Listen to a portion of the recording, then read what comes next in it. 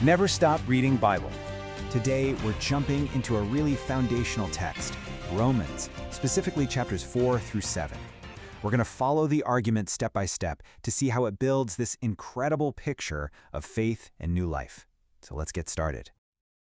So, our journey starts with a really big question. How can a person actually be considered righteous in God's eyes? Well, chapter 4 introduces a key concept to get us there. And that concept is justification. Now, it might sound like a heavy theological term, but the idea is actually pretty simple. It's about being declared righteous. And the crucial point here is that it's not something you earn. It's a gift. It's all about grace, through faith. And the primary example used to drive this home? Abraham. And this is where it gets really interesting. Look at the order of events. Abraham was considered righteous the moment he believed God. It was after that, way after, that he was circumcised. You see, the work came second. Faith was the foundation. Okay, so let's build on that. If being justified by faith is the cause, what's the effect? What does that actually look like in a person's life? Chapter 5 lays it all out. I mean, look at this list. The results are immediate, and they are profound. We're talking about peace with God, real joy, constant access to grace. It's a total game changer. But the text goes even deeper, explaining the logic behind this incredible gift by comparing two major figures. This is such a brilliant way to frame it.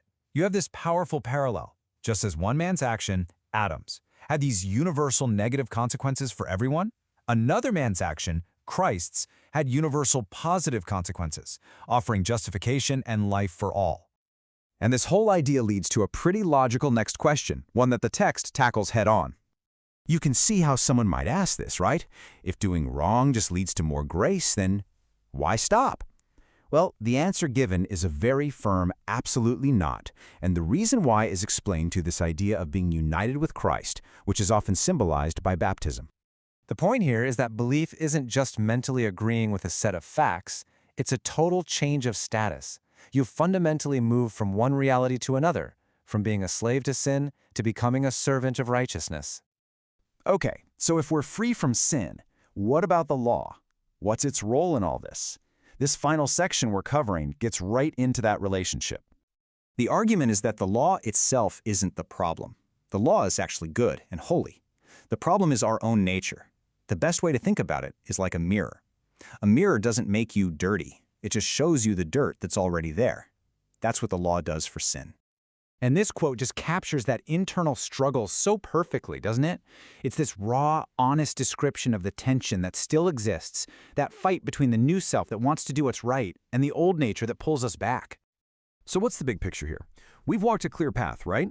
We started with justification by faith, we saw the incredible peace and new life that it brings, and we've ended with a really honest look at the ongoing struggle within us, which perfectly sets the stage for the solution that's coming up next.